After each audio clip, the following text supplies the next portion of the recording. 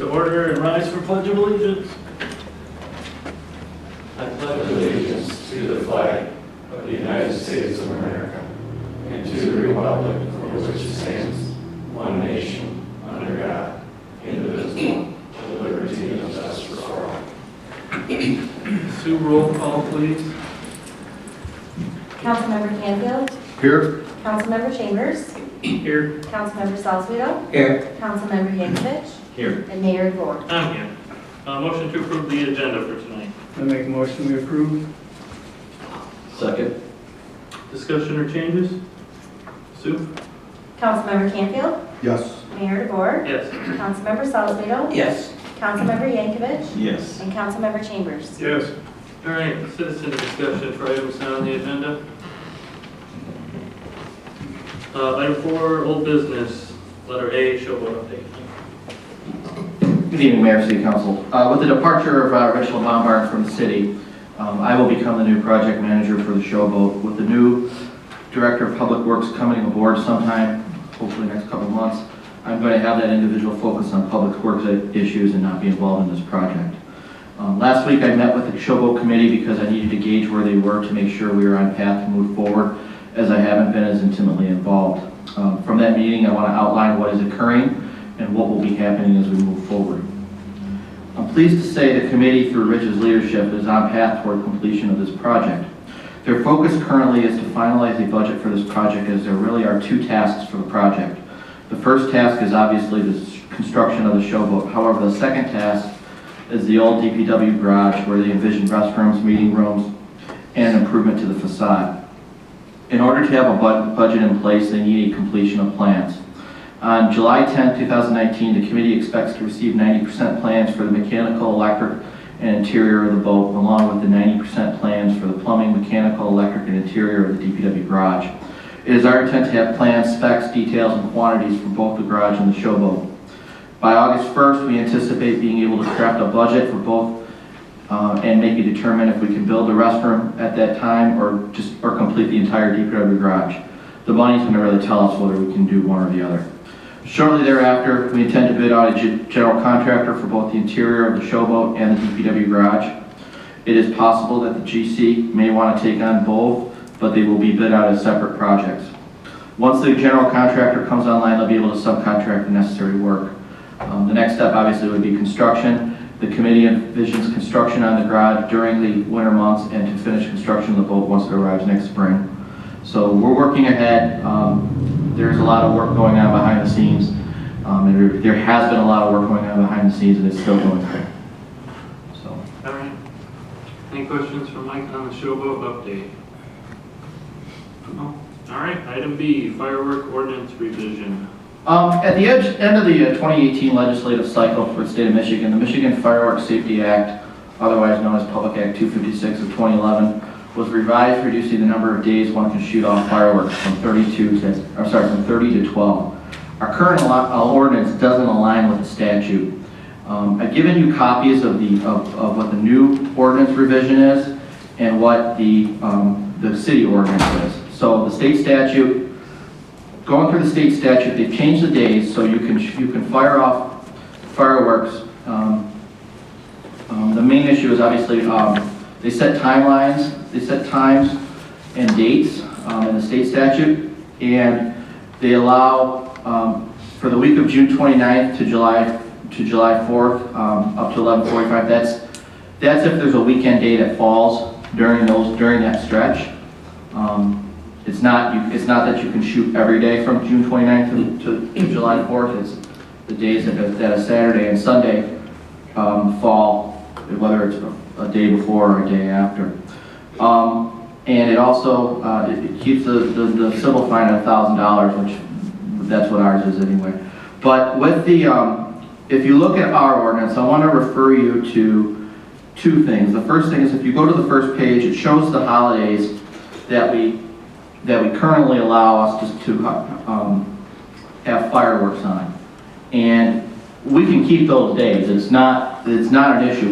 We don't have to reduce it to 11 or 12 days if we want. We can still keep these days.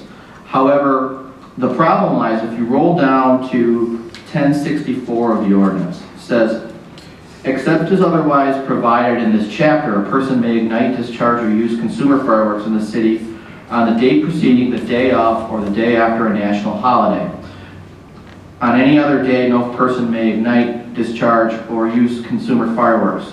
So, looking at our ordinance, there's two issues. The first issue doesn't address the July 4th issue, because basically the way the ordinance is written now, you can only do it the day before, the day after July 4th, where the state statute allows a little bit more flexibility in that. But also, this also applies for Memorial Day, because what the statute now allows is Saturday you can fire fireworks, where under our ordinance you can't. So what I'm going to do is I'm going to bring those back to council to correct for the ordinance. But the other question is I mean, we don't have to change the rest of the days. If we still want to allow fireworks on those days, for example, the Martin Luther King birthday, Washington's birthday, Memorial Day, actually no, Columbus Day, Labor Day, Veterans Day, Thanksgiving, and Christmas Day, we're allowed to. I mean, you're totally allowed to, and we don't have to change that part if you don't want to. It just says that just what the statute says is on those 12 days you must allow it. So I'm going to come back with you with those revisions, but I guess the question we wanted to ask was see if you wanted to change those days, those national holiday days, to change those as well. And we can do it any way you want. For enforcement and for the people to be able to look it up, wouldn't it make sense to just mirror what the state's doing? And you gotta look up and find out. The state says you can do it, but we say you can't, so Right. people are gonna wanna know the law, I guess. Is that easier for enforcement to mirror? Yes, because that's what we did with this ordinance, is we mirrored the state law. But I do like the idea of the times being added to the ordinance, because sometimes we get complaints 2, 3 o'clock in the morning for fireworks. And one other issue you might want to consider is Riverwalk Festival, because that does not fall on Independence Day. It's usually the weekend after, and we get complaints on that. You might want to consider adding that to the ordinance as well.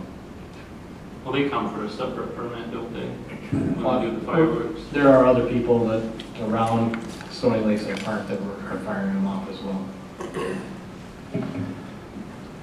Another thing to consider, I know it doesn't bring much revenue or benefit to the city, but there are some veterans and pet owners that the fireworks cause a lot of problems for. And I would like to be considerate of our veterans too, that can cause some issues, so maybe limit it just as much as we can from that standpoint. Just a comment. I can bring back an ordinance reflecting that if you'd like. I do like the times, though. I don't So we need to want be doing much past.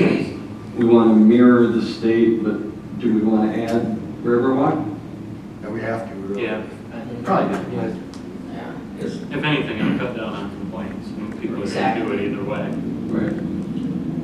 There's enough people in town during Riverwalk that we don't need to be out wasting police time enforcing something. My suggestion would be to mirror the times for Riverwalk Festival to the state statute as well. and just that Saturday only. Yes. If that's what you wanted to do. I think we have to. I think during Riverwalk, the limited police that we have are busy enough. They don't need to be out chasing fireworks all the time. There's enough going on. Good. Anything else on that? Nope, I'll bring. Good.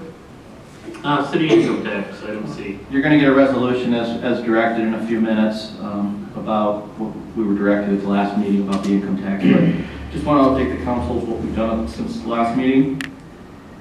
I put the frequently asked questions up. There's more questions that can go up, and also I put up the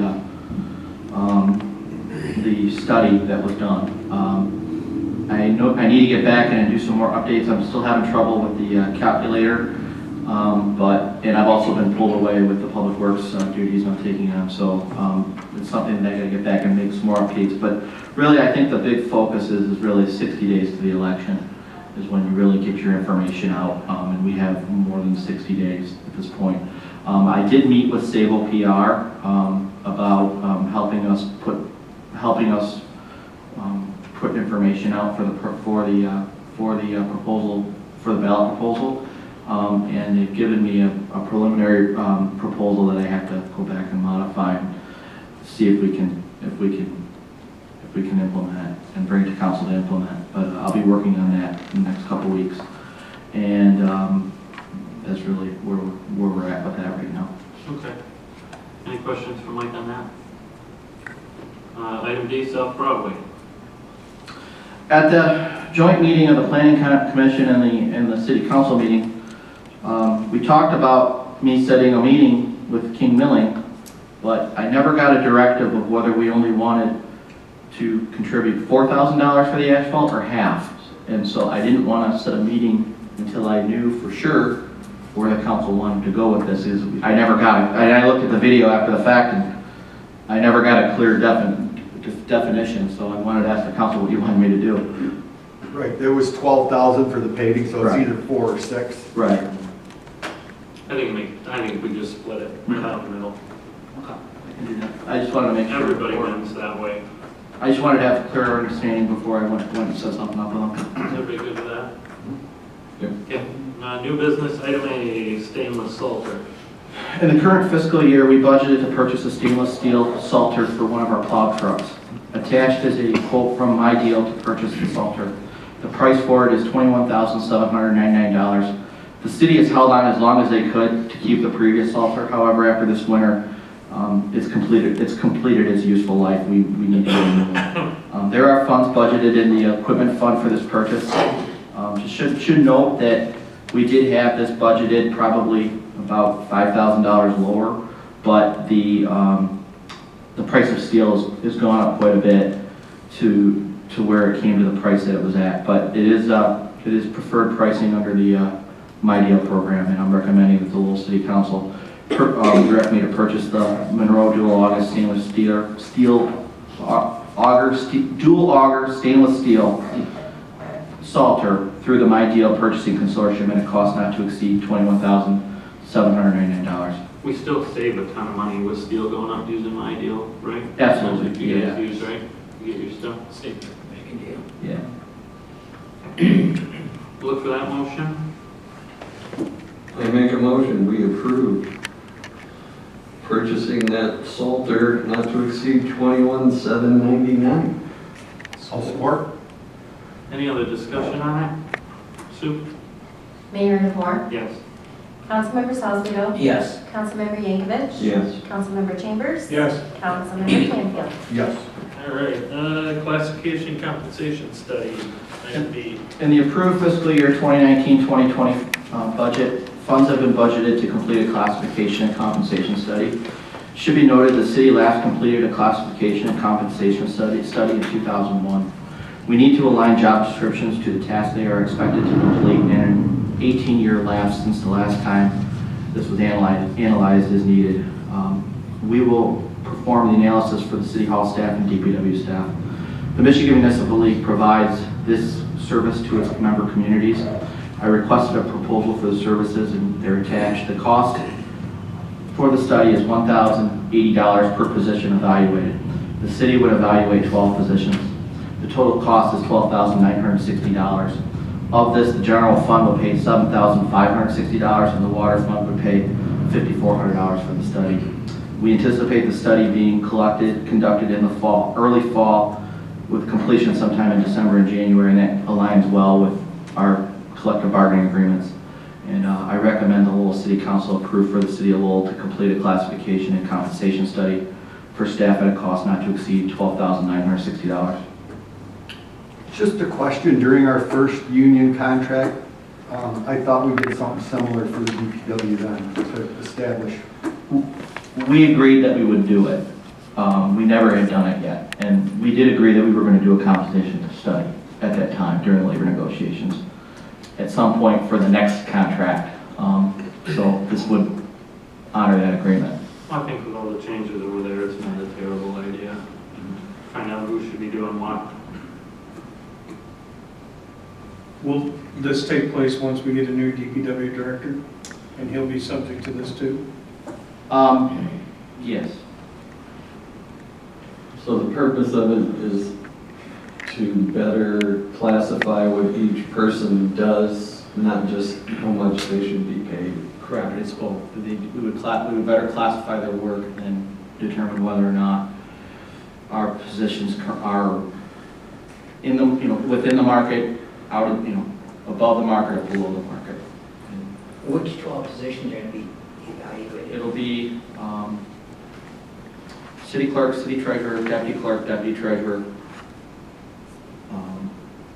the receptionist, and then for public works, it would be maintenance worker, utility supervisor, water plant superintendent. The maintenance workers would be all in one, and I'm forgetting,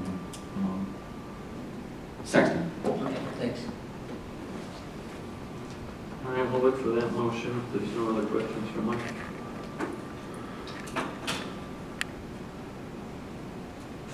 I'll make a motion that we accept $12,960 for the study. I'll support. Any other questions? Sue? Councilmember Salzweedl? Yes. Councilmember Yankovic? Yes. Councilmember Chambers? Yes. Councilmember Canfield? Yes. And Mayor DeVore? Yes. Item C, ProTech membership. Attached is a letter from ProTech, the Michigan Coalition to Protect Public Right-of-Ways. ProTech has been an organization for 23 years. Their purpose is to take the lead to coordinate actions to protect local government interests and to inform municipal officials of significant developments in the area of public right-of-way management. In the past, they have been actively involved in issues regarding the placement of cable boxes and other utility objects in the right-of-way. They have also been involved in protecting PEG channels and the fees associated with them. This group is currently involved in the fight regarding the small cell DAS legislation that I mentioned previously. Total cost of the city of Lowell is $472.88. I'm recommending the Lowell City Council approve the city's membership in ProTech. Risk of sounding ignorant. What's a PEG? Public broadcasting. Back in the day when we used to have public access channels, you used to have a franchise agreement with the cable company. Okay. And however, once back in 2006, they deregulated that because at the time AT&T was trying to get into the market. So we don't have through that we don't have direct public access contracts with the cable companies anymore. However, we still get some fees for it, but not like we used to. Thanks. Doesn't Light Power do something similar to this with their attachments on their poles? I believe so.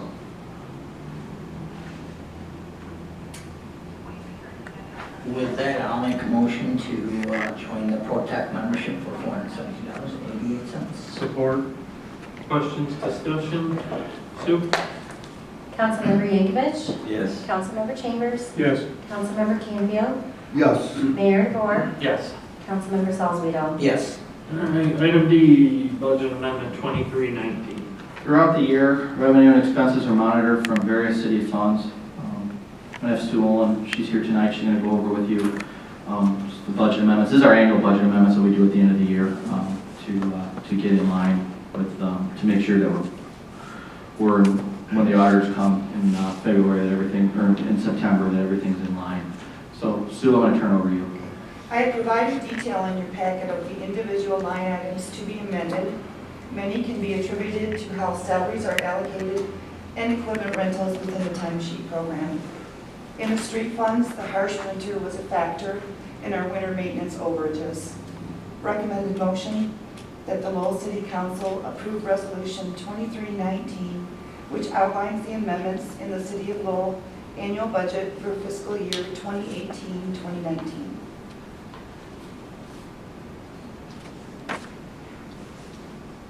I had a question, and maybe there's something I'm missing here, but numbers change a little bit on some of these, but the designated contribution Yeah.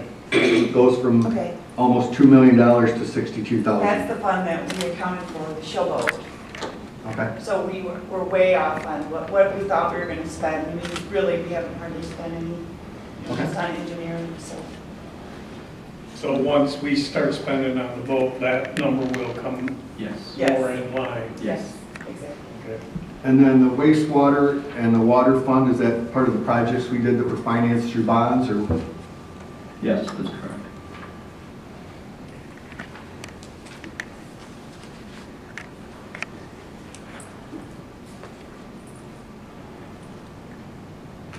And the DDA changing by about 10%, 50,000, was that just, we didn't spend some of the money we got, or what was? Was that on the revenue? That's, Yeah, and the DDA revenue was 568, and Yeah, that's portions were 515. Yeah, there was about 400,000, that was about $40,000 more than we anticipated. We got a lot more revenue this year than we anticipated for the DDA revenue wise. And then we did increase some expenditures, if you recall. We modified my salary allocation from 85% general fund, 15% DDA to 70% general fund, 30% DDA. So that did cause some change. Adjustment there. Okay, thank you. It's kind of a treat. We got more than we thought. In the DDA, yes. Only in that one fund. Yeah. So the net change to the budget then is, I have it listed in the resolution, Per fund. and within the amendments, it's listed as well. Like the net general fund revenues would be 11,447. The expenditures, 57,202. In the major street, additional $26,000 in revenues. And expenditures, additional $10,313. Like I said, that's mainly, a lot of that was for the winter that we had. Local street revenues is an additional $24,000. Local street expenditures was an additional $28,000. DDA revenues, $39,947 was the net increase. DDA expenditures, $25,242.66. And then the building inspection fund, the revenues were $100,000 and then the expenditures were $90,000. And that's because when we did the budget last year, we hadn't changed our building inspector, the way we account for it. And then designated contribution, $1,241,683. That was for the monies received from the state for the Chevrolet grant. And then the expenditures and designated contributions was a negative $442,540. Airport revenue saw an increase in $1,000 in gas sales. Airport expenditures, an additional $7,500. Wastewater revenues, $38,235. Wastewater expenditures, $162,675, and that was for costs related to the bond project. Water revenue, $16,500. Water expenditures, $174,893.65. Cable TV revenues, decrease of $9,000 for both revenues and expenditures. Equipment revenues, an additional $31,290,000, and that's for more accurately charging equipment rentals. Equipment expenditures was an additional $10,000. And book revenues, we received an additional $22,000 in revenue, and consequently they granted an additional $22,000. So the revenue, all funds, is $1,543,102.40, and expenditures $136,584.34.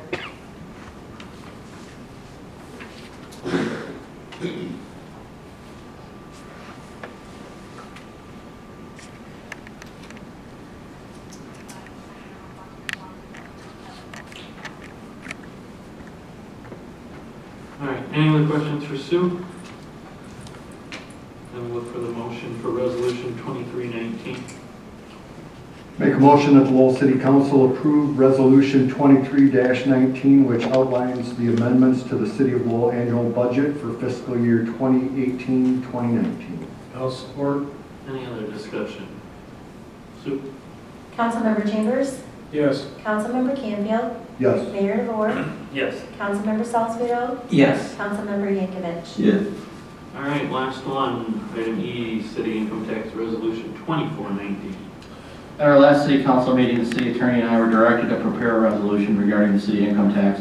Resolution was requested to ensure that funds from the city income tax available after accounting for the millage rate reduction, administrative costs will be used only for public street maintenance, repair, and replacement.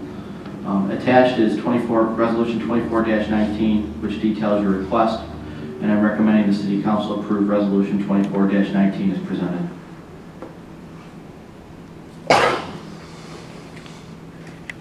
This is all part of the steps we have to do to keep this going forward, right? This isn't a required as to what you had, at the last meeting, you had to approve what was required for the statute. This was what we were directed, the council wanted to see something to guarantee that we make sure that the money that we collect beyond the millage rate reduction and the administrative cost is used for the street, so this is what we prepared. For public street maintenance, repair, and replacement. All right, I'll look for a motion then for that amendment. I will make a motion that we approve Resolution 24-19 as presented. Support. Any other questions for Mike? Sue? Councilmember Canfield, Yes. Mayor DeVore, Yes. Councilmember Salzweedl, Yes. Councilmember Yankovic, Yes. Councilmember Chambers. Yes. All right, board and commission reports, Greg? The Lowell board met last week, and Dave Austin was present, let us know that we haven't heard anything back from the state yet on our applications that were refiled again this year, so we're waiting for that. We are still currently about 1.6 million short of what we need to complete the project, and we need to have those commitments by October if it is approved. We're working with the North Country Trails because part of their area through the Rogers property is now in kind of a wetlands. And so they would use the boardwalk that we proposed there, and that would allow them to help contribute. So we're hoping for some money there, working on some other major donors. And we have authorized Dave Austin at our expense to write some grants to these other boards to try to secure the other money that we need. And that covers that. The airport board met, and they did find out they did not get the $500,000 grant that they had applied for and hoped to get. So we'll apply again for that next year. And they did have Great Lakes Paving completed the paving between a couple of the hangars out there, improved some areas that had just dirt access before. So improvements that are being made, that was $28,000, and that's done and complete. And things are looking really good out there. All this rain and weather has really helped the grass go, and the place looks good out there, but business as usual other than that. Oh, thank you. Mark? I have nothing, I was going. Jim? I had no reports. Cliff? Went to the chamber board meeting. It was the fastest one I think I've ever attended. The historical commission, we asked for $50,000 and we got 25 of that, but there wasn't anybody requesting, so we didn't meet. All right. Oh, the park rec, that went well. Camping was number 3 behind kayaking and picnicking, but we had a lot of participation in that event where we had people here. I think it looks really good, and I mean the fair's going to be there for at least 2 more fairs, possibly 3, so we have a lot of time to get our ducks in a row. All right. I only had fire authority. The Kent County Fire Commission representative came in and talked about all the changes that we approved with their new contract. Carl Blau sits on that and on the fire authority, so he had all the changes, and we talked about financing in 2022 for the county fire truck. They help you purchase one every so many years, and then you turn it back in or buy it, and then they contribute for a new one, and that's all part of the Kent County Fire Commission membership dues that we pay. And that's all I had. Any questions or discussion on any of the monthly reports? City Manager's report, Mike. A couple items. Cliff stole my thunder. It's okay. You're fine. We met on Wednesday and went over the plan. We're going to probably meet as a committee again, but there's some discussions I need to have administratively with Dave Austin and Katie Moore. As you know, I'm currently filling in both roles as Public Works Director and City Manager, so I've been spending half my time over there and half my time at City Hall, and it's kind of a good, I think it's a good experience right now because I'm starting to, a lot of the stuff that they see I don't see every day, and it's been a while since I've seen some of the stuff, so kind of just being out there and interacting and kind of getting a better knowledge as to what they're dealing with, I think is good for me. But I'm really looking forward to having a new director. We did interview on Friday, and today we interviewed 6 candidates. 4 of them we're going to bring back for second interviews. They were really good candidates. It was when we were trying to pare down the 4 that we're going to bring back. It's all pretty close, and so to say we can only cut it down to 2 or 3 when there were really 4 that it was apparent could do the job if they were selected. I chose to bring back all 4. We're going to have a second round of interviews on Friday, and then from there, hopefully, I'll be able to do a background and make a conditional offer shortly thereafter, and hopefully we can get that person on board sometime in August, and it'll be good. Also, we are having a little bit of an issue between Creekside and Stony Lakeside Park. We have some individuals before the locks for the park get automatically set off, and it appears that some individuals are going in and causing some minor vandalism to the facilities, and they've been doing it almost nightly. I would say since late last week, police has stepped up enforcement. Every 30 minutes they're going over there, checking it out, making sure we're not having issues. I didn't get any reports over the weekend of anything, but it's something that we are paying attention to, and that's all I have. All right. Nothing new in appointments, so we'll move to council comments. Greg? Nothing. Marty? We took off and did a 1,800-mile trip, and I've seen a lot of our country, and it's a big country. But it never felt so good as to come back into our city limits. We visited a lot of little towns just like us. They got all the same problems. Their roads are a disaster. They're working on it. They're trying to do what they do. So it was fun, but it was good to be back home. I'm glad you're back to it. Anywhere to hang out this weekend? Cliff? I'm really happy with the way the city manager, and I know Greg went out and that whole dump thing, being proactive, especially with the heat that's occurring in Rockford. I think it was a great move, and actually I had a lady come into my shop the day after, and she was inquiring where she could get her water tested. And she wasn't upset or anything, she just wanted to go through the steps, and I just think it was the right thing to do. Jim? I'm good. All right, I don't have anything either, so back to Jim. I'll make a motion to adjourn at 7:34. I'll support. Motion and a second. All those in favor signify by saying aye. Aye. Opposed? We're adjourned.